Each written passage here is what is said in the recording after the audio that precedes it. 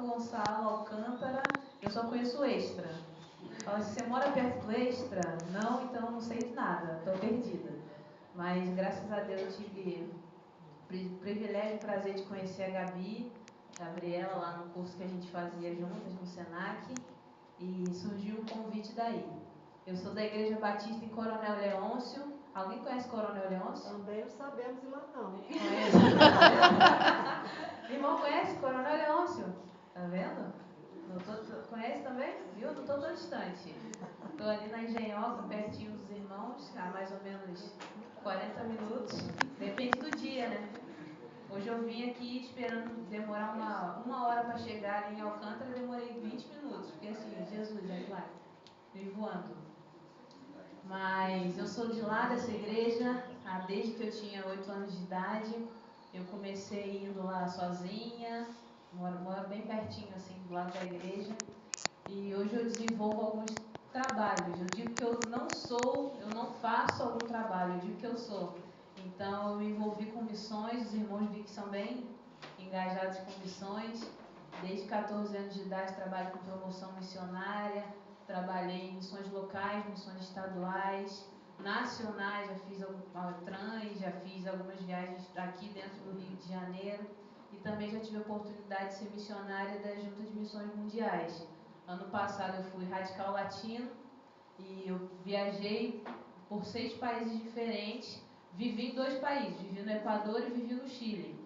Morei 3 meses em cada lugar, pregando a palavra do Senhor, desenvolvendo os trabalhos com criança, desenvolvendo discipulados, evangelismo, tudo que a gente podia fazer, limpando casa dos outros, porque missões é assim, eu acho que a gente às vezes tem uma visão muito limitada, né? Missões é ir lá bater na porta e pregar, missões é servir. E eu tive a oportunidade de servir fora, dentro do meu país, fora do meu país.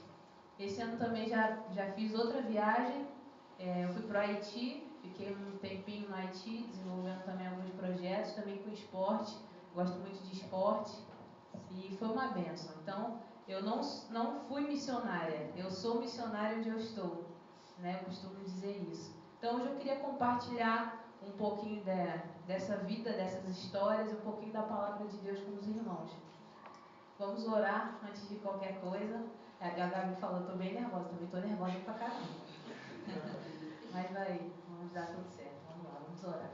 Senhor, o Senhor sabe da responsabilidade que eu entendo que é estar diante da tua igreja, diante dos meus irmãos e principalmente diante do Senhor para trazer algum tipo de mensagem, para trazer algum tipo de reflexão.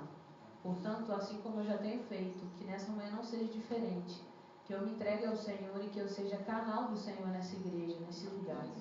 Eu não conheço praticamente ninguém daqui, eu não sei quais são as necessidades dessa igreja, eu não sei quais são as perguntas dessa igreja, eu não sei quais são os questionamentos que os meus irmãos fazem para o Senhor, mas eu sei que se o Senhor me trouxe aqui é porque algo quer falar em mim e através de mim também.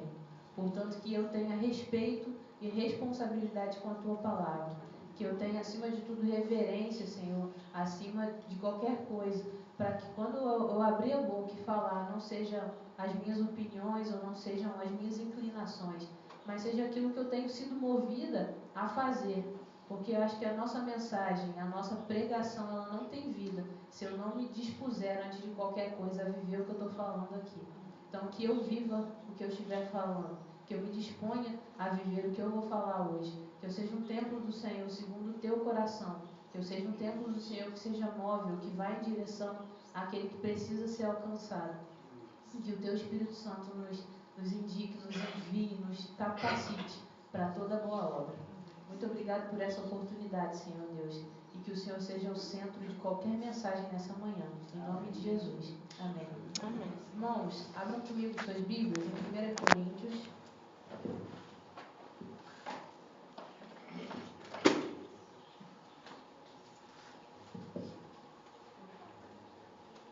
De Coríntios, capítulo 6. Vou pedir para tirar o microfone aqui, que eu brinco dizendo que eu tenho 2 defeitos enormes. Eu sou missionária e eu sou seminarista. Então eu sou agitada, eu não consigo ficar parada aqui assim, eu não consigo. Se os irmãos estiverem um pouquinho tontos, me avisem, porque eu fico andando para lá e para cá, conjecturando, fico doida. Mas é por isso. Todos encontraram? Amém? 1 Coríntios 6, são só 2 versículos. Eu vou ler aqui o 19 e o 20, os irmãos me acompanhem. Diz o seguinte: acaso vocês não sabem que o corpo é santuário do Espírito Santo que está em vós, o qual tendes da parte de Deus e que não são de vocês mesmos? Porque fostes comprados por preço. Agora, pois, glorificai a Deus no vosso corpo. Vou repetir.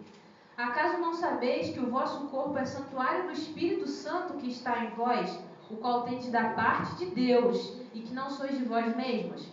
Porque fostes comprados por preço? Agora, pois, glorificai a Deus no vosso corpo. Amém. Deus abençoe a leitura da palavra. Irmãos, o que eu quero tratar com os irmãos hoje? Nós viemos à igreja, nós somos a igreja do Senhor, nós temos um lugar para a gente se reunir. Todos os domingos os irmãos estão aqui, geralmente também no decorrer da semana nós estamos na igreja. Eu estudo à noite, então às vezes eu não posso estar no culto na minha igreja à noite. Mas nós nos reunimos durante a semana onde? Onde nos reunimos? No templo. Né? Os irmãos, eu acho que alguns aqui devem ser os fundadores, os membros fundadores dessa igreja, estão aqui desde que foi construída, conhece cada tijolinho que está nessa igreja. E eu quero tratar com os irmãos aqui da utilidade do templo. O que é templo? O que o apóstolo Paulo estava querendo tratar nesse texto? O que ele estava dizendo assim, que vocês são o santuário do Espírito Santo? Como assim? Isso que eu quero tratar. Essa diferença de espaço físico, que você vem para encontrar seu irmão, para adorar a Deus, para aprender, e você como templo do Senhor. Aqui, o apóstolo Paulo está falando para a igreja de Corinto. Comecei a andar. Está falando para a igreja de Corinto. Igreja que ele fundou, de uma certa forma, lá em Atos 18, ele viaja. Na sua segunda viagem missionária, ele chega até Corinto, depois que ele passou por Atenas. E Corinto é uma cidade portuária. Pensem assim, no centro do Rio de Janeiro. Sabe aquela região portuária ali que estão fazendo as obras, está ficando bem bonito? Corinto.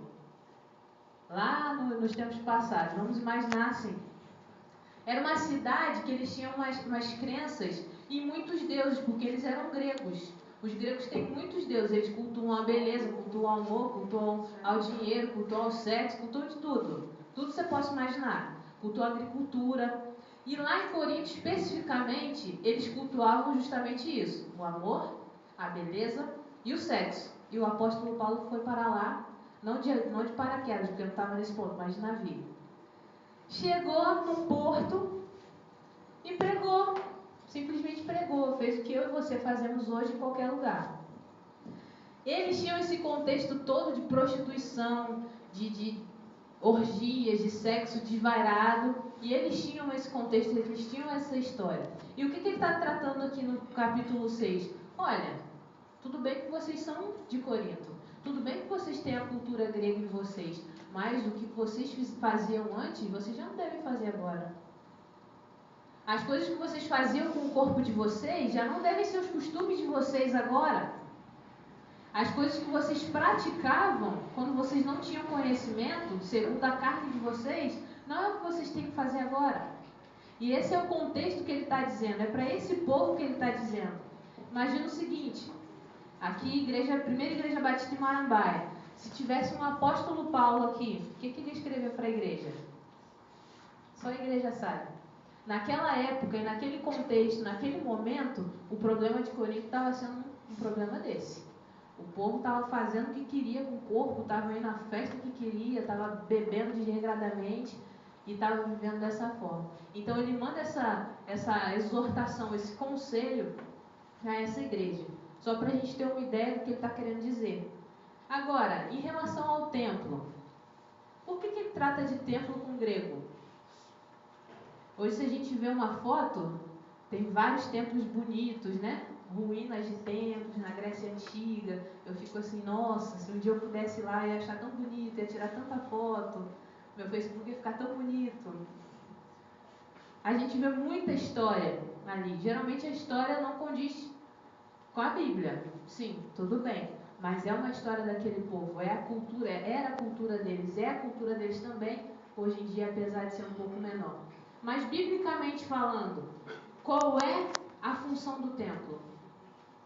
Se a gente pegar lá em Êxodo, Moisés construiu um tabernáculo para o Senhor, sim ou não? Sim, construiu? Salomão construiu um templo lindo para o Senhor? Quem queria construir? Davi. Davi queria fazer o templo lá em Jerusalém. Mas Deus falou, olha, quem vai fazer não vai ser você. Vai ser teu filho. Vai ser a tua posteridade. Vai ser quem vem depois de você. E Deus, ele passou todas as informações que ele queria para quem? Para Salomão. Salomão construiu o templo. Amém? Sim ou não? Então, vamos pensar nisso. Para que serviu o templo naquela época? Em primeiro lugar, oferecer ofertas pacíficas. Quando algum filho nascia, por exemplo, eles ofereciam esse filho ao Senhor lá no templo. Eles faziam as ofertas pacíficas de animais pequenos. Eles consagravam os filhos ao Senhor, consagravam as coisas ao Senhor. Segundo lugar, eles iam até o templo uma vez por ano para sacrifício pelos pecados deles. Eles ofereciam lá os animais segundo os pecados que eles tinham cometido. Então o templo era um lugar de tanto consagração quanto de perdão de pecados, porque a presença do Senhor habitava naquele lugar. O templo também era um lugar de purificação, porque eles ofereciam os animais e logo o sacerdote ele tinha a autoridade dada por Deus de poder estar junto ali na purificação, no trabalho de purificação daquela pessoa. Quarto lugar, lugar de memória, lugar de testemunho. O povo de Israel tinha o quê para guardar o testemunho da saída do Egito? A arca de quem? Da aliança. Tinha uma arca, e dentro da arca tinha algumas coisas que simbolizavam, que traziam às pessoas essa memória. Hoje a gente tem a cruz, né? Quando a gente olha para a cruz, a gente lembra de quê? Sacrifício de Cristo. Então, tudo que a gente tem relacionado à igreja, a templos, a gente tem também um pouco da memória, né? Se os apóstolos eles não tivessem pregado, você ia estar aqui hoje? Eu não ia estar aqui hoje. São 2000 anos de história, meu irmão. É muita coisa para esquecer. Mas Deus foi misericordioso com a gente. E esse testemunho, essa lembrança, essa memória, ela permaneceu viva até chegar em você. E ela tem que permanecer viva para chegar em outra pessoa também. Para que teu bisneto, tataraneto, entenda que existe um Cristo, porque, uau, a minha avó, a minha bisavó, a minha tataravó acreditava em um homem que se chamava Jesus. O templo era lugar disso. Tem também em Êxodo 25:8 que diz o seguinte: me farão um santuário para que eu possa habitar no meio deles. Existia no templo um lugar chamado Santo dos Santos, que era o lugar onde estava a presença de Deus. Ninguém ali no sacerdote podia chegar perto do negócio, porque morria. Não era qualquer um. Hoje a gente chega aqui, Senhor, estamos na tua presença. Obrigado, meu Deus. Naquela época não, era um negócio tão restrito. Pelo menos uma vez por ano o sacerdote podia chegar à presença de Deus. Uma vez por ano. Mas a presença de Deus estava no meio daquele povo, estava naquele santuário que ficava geralmente no meio ali de onde eles estavam reunidos. É um lugar de serviço o templo? Você serve aqui? Sim ou não? Sim. É um lugar de serviço. Antigamente, sacerdotes e levitas, né? Sacerdotes mais com a questão espiritual, os levitas com a questão do manejo do culto também. Então tinha isso. É um lugar de ensino. Quando você chega aqui 8 horas da manhã, você veio para quê? Para aprender. Então, nós resgatamos algumas coisas do sentido do templo, do sentido de estar aqui reunidos, porque a igreja somos eu e você. A igreja somos eu e você. O corpo de Cristo não é essa cadeira. O corpo de Cristo não é esse púlpito. Eles são ótimos, lindos, confortáveis, sim, mas o ventilador não é o corpo de Cristo. O corpo de Cristo somos eu e você. E eu quero resgatar essa memória nesse texto. Jesus através de João, nós entendemos que Cristo um dia disse assim, está lá em João 2,19. Vocês estão ligando para esse templo aqui? Jesus falando lá em Jerusalém. Vocês estão ligando para esse templo aqui? eu derrubo ele e em 3 dias eu construo ele de novo. O povo ficou assim, chocado. Que isso, Jesus? Demorou 46 anos para a gente construir esse negócio. O Senhor vem aqui e fala que em 3 dias você constrói de novo? Tá doido? Não. É justamente o sentido de templo, o sentido de santuário que Paulo está tratando nesse texto. E é o que eu quero compartilhar com você. Alguém pode ler para mim de novo o versículo 19? Estou vendo que tem gente com sono já. Tem que participar do culto. Ou não sabeis que o vosso corpo é o templo do Espírito Santo que habita em vós, proveniente de Deus, e que não sois de vós mesmos? Santuário do Espírito Santo. Obrigada, irmão. Santuário do Espírito Santo. Eu vou dizer uma coisa para os irmãos. Olha, eu sou muito curiosa. Muito curiosa. E eu tenho a mania, considero boa mania, de pesquisar algumas coisas. E como eu estudo isso, eu gosto de ler, tentar ler um pouquinho lá no original. Lá no grego, tentar ler às vezes lá no hebraico. Não sou boa no hebraico não, mas no grego às vezes eu sou boazinha. E eu fui assim, como assim? Como assim eu sou santuário do Espírito Santo? Como assim? Como assim você é santuário do Espírito Santo, Gabriel? Se ele está dizendo que eu sou o corpo de Cristo, se eu venho à igreja, mas o santuário do Espírito Santo, a casa de Deus não é aqui? Eu fui ler isso. E eu quero tocar em 3 pontos com você, para que você entenda que você é um templo que tem uma utilidade. Você é um templo que tem uma utilidade. Você é santuário do Espírito Santo, que você tem uma utilidade. No grego, santuário, que a gente acabou de ler aqui, é tanto templo quanto casa, lugar de moradia. Mas também está relacionado àquilo que nós nos achegamos amorosamente. Àquilo ao qual nós nos associamos. E a palavra de Deus está dizendo que quem habita no santuário? Quem habita no santuário? O Espírito Santo. O Espírito Santo. Então, meu querido irmão, nessa manhã eu quero te dizer o seguinte: você é algo, é um lugar, você é uma habitação ao qual o Espírito Santo se associou. Você é um lugar, você é uma casa, você é uma habitação ao qual o Espírito Santo se achegou com amor. O Espírito Santo se achegou a você. Ele se chegou a mim, eu não mereço nada dele. Eu sou uma nada. Nada do que eu faço vai fazer com que eu mereça o Espírito Santo na minha vida. Sabe qual era a dinâmica lá do templo do grego? Ele acreditava no Deus. Para ele, o Deus morava lá no templo uma vez, um período só. Porque o Deus grego era assim. Ele estava lá na Grécia, ele ia lá na praia, tomava um banho, comia um pouquinho, socializava. O Deus grego era assim. O pessoal acreditava nele, ia lá uma vez por ano lá, adorava o Deus e ia embora. E o templo ficava lá. Sabe o que Paulo está falando aqui? Que o templo somos nós, mas quem vem até nós, no sentido de adoração, no sentido de amar, no sentido de trazer para perto, é Deus. A dinâmica é diferente, meu irmão. Você consegue entender isso? Não sou eu que vou ao templo para encontrar Deus. Deus vem ao meu encontro para que eu seja templo. E isso é bonito demais. Porque isso faz de mim e de você responsáveis por aquilo que a gente carrega.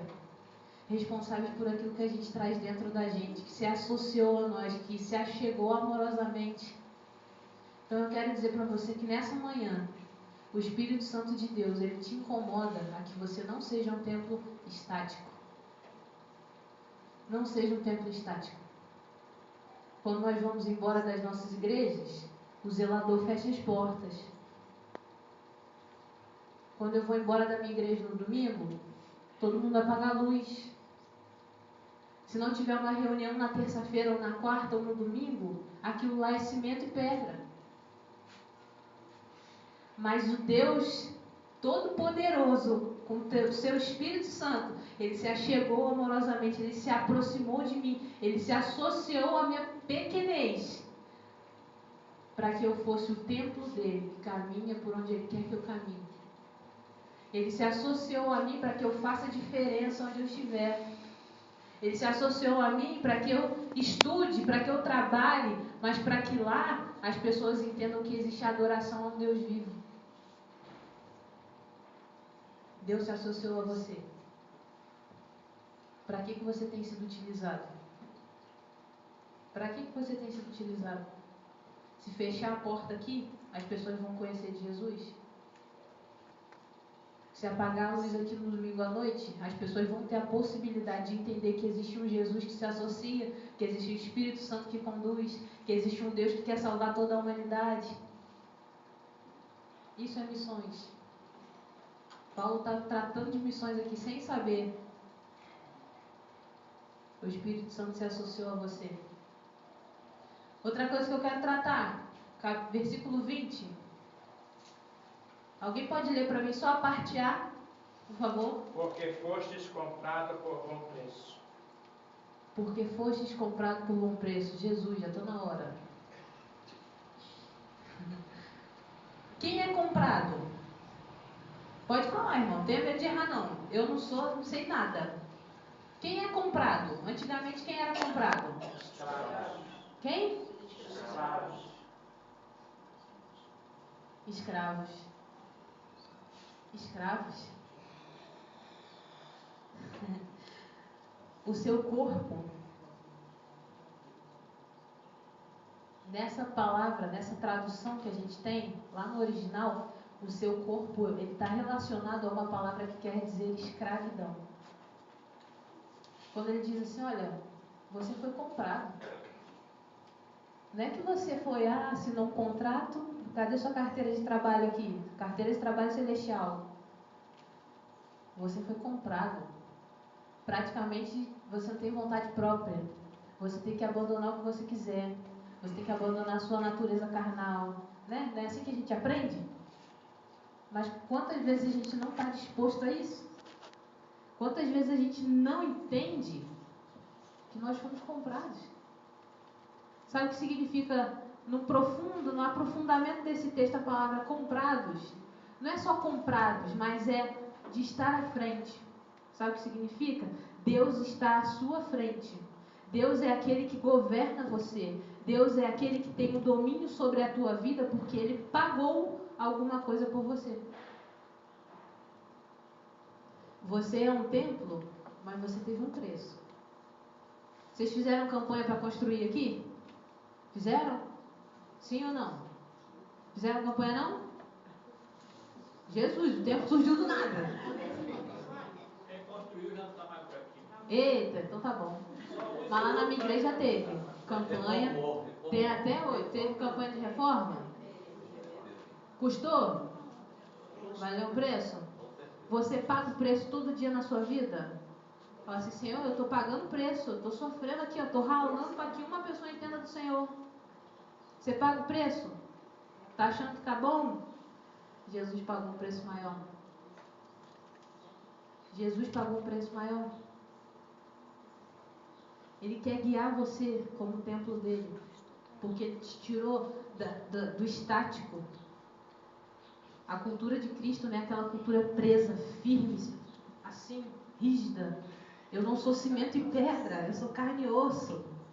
E eu posso caminhar, eu posso falar, eu posso amar, eu posso abraçar, eu posso sorrir, eu posso chorar, eu posso dizer oi, eu posso... Pelo amor de Deus, sai de perto de mim. Porque eu sou de carne e osso. E é esse templo que o Senhor quer habitar. É esse templo que o Senhor se associou. Na imperfeição, Deus faz perfeição. Na imperfeição, Deus faz perfeição. Foi muito caro. Foi muito caro. Em 1 Coríntios 7, 23 e 24, se você depois quiser ler, Paulo ele traz essa mesma ideia de falar aos coríntios o seguinte, olha, não se tornem escravos de homens. Não se tornem escravos de homens. Fiquem diante de Deus, ou seja, estejam diante do Senhor com a sua consciência naquilo para que você foi chamado. Quem comprou você não foi um homem. Quem comprou você não foi um missionário, não foi o pastor, não foi o diácono. Quem comprou você foi o sangue de Cristo. Portanto, não se tornem escravos do que os homens querem que você seja. Seja um templo em que você está sendo guiado, comandado, que você está sendo dominado por aquele que te comprou. Quem te comprou? Deus, através do sangue de Jesus Cristo. Alto preço, meu querido. Como é que você está fazendo valer esse preço? Quando você diz, quem tem filho? Todo mundo tem filho, maioria. Quando você fala assim, você vai lá lá na caçula comprar material infantil, material escolar, que é caro, né? Material escolar. E tu fala assim, filho, escolhe a mochila. Teu filho escolhe a pior mochila, mas custa R$90 a mochila. É verdade ou mentira? Aquela mochila que tu vê que vai estragar em um mês. Você vê que a mochila vai rasgar daqui a 2 dias, mas ele escolhe a mochila de R$90. Você fala, filho, mas a de 30 vai durar 2 anos. Filho, essa aqui de 25 vai durar 3. É feio, mas vai durar. Aí você chega em casa e fala assim, olha só, bota o menino sentado, vem aqui, Joaquim. Bota o menino sentado e fala, Joaquim, se você não cuidar dessa mochila, se você não cuidar, olha, eu trabalhei 5 dias para comprar essa mochila, custou R$90. Se você não cuidar dessa mochila, você vai ver só. Você fala assim ou você não fala assim? Eu não tenho filho ainda não, mas quando eu tiver eu vou falar assim, que R$90 na mochila tá caro.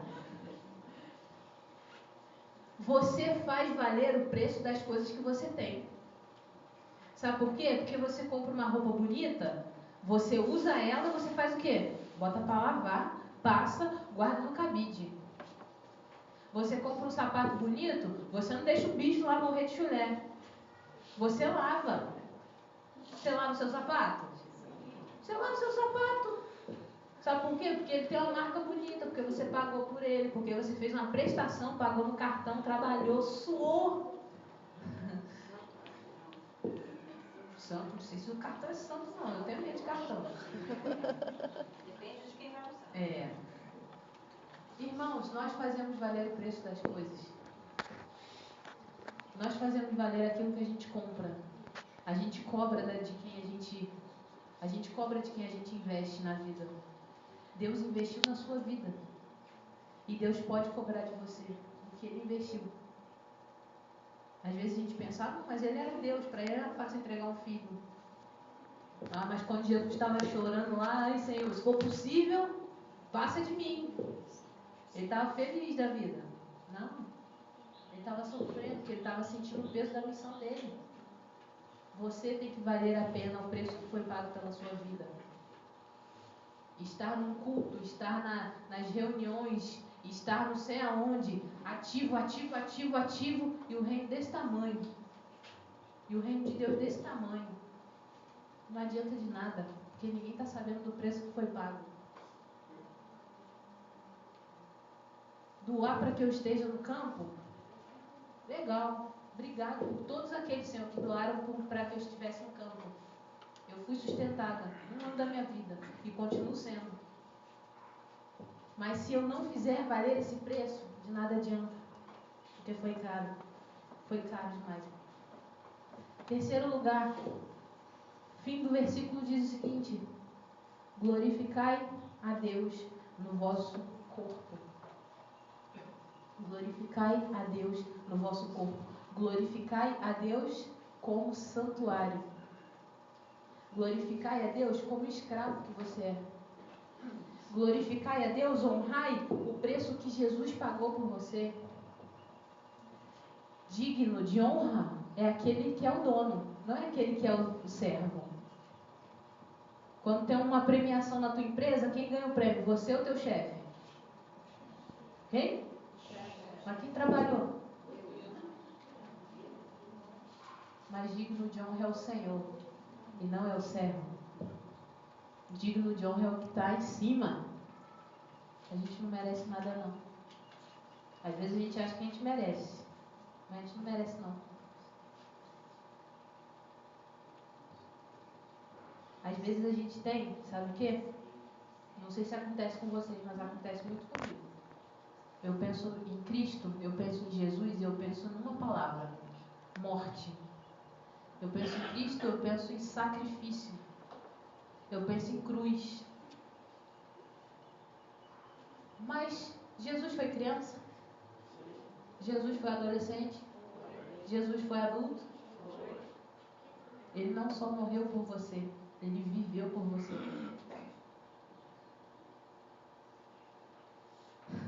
Ele não só morreu, ele teve uma história, ele teve uma vida, ele teve vizinhos, ele teve gente que ele sentou assim, comeu, ele teve vontade de ir no banheiro, Jesus.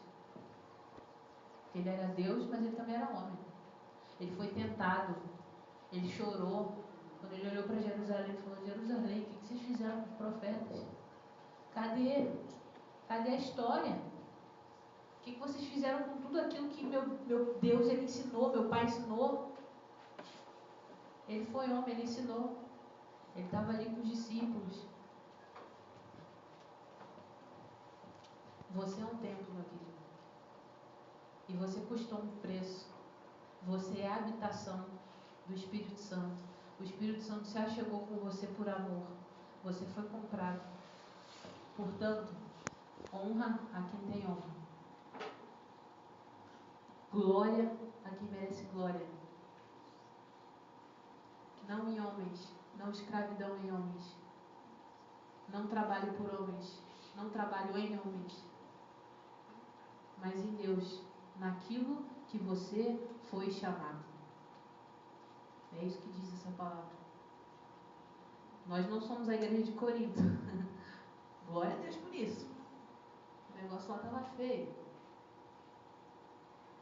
Mas nós podemos ser a igreja, o corpo de Cristo, o templo móvel que o Senhor sonha que a gente seja. É só a gente entender isso. Só a gente entender que existe mais. Existe mais. Eu não sei para o que você foi chamado, não. Cada um de nós tem um chamado. Talvez você tenha escutado assim: eu fui no Haiti. Você pensou: tá doida. Fome, sede, calor, perigo, morte, mau cheiro.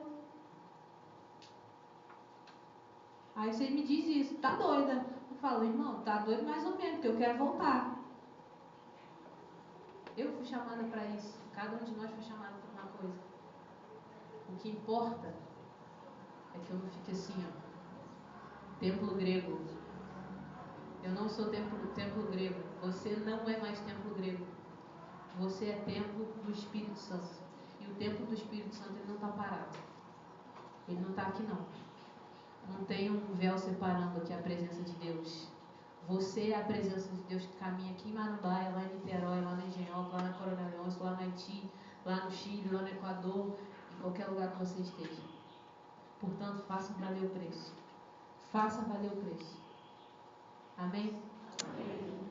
Queria orar com os irmãos. Queria convidar você a pensar nisso. Para que você foi chamado? Os templos gregos continuam lá em pé, depois de séculos e séculos e séculos. Sabe para que eles servem? Para nada. Eles servem para nada. Você não vai viver por séculos e séculos e séculos. Eu posso morrer amanhã. Eu tenho 22 anos de idade. Todo mundo vai falar: nossa, estou novinha.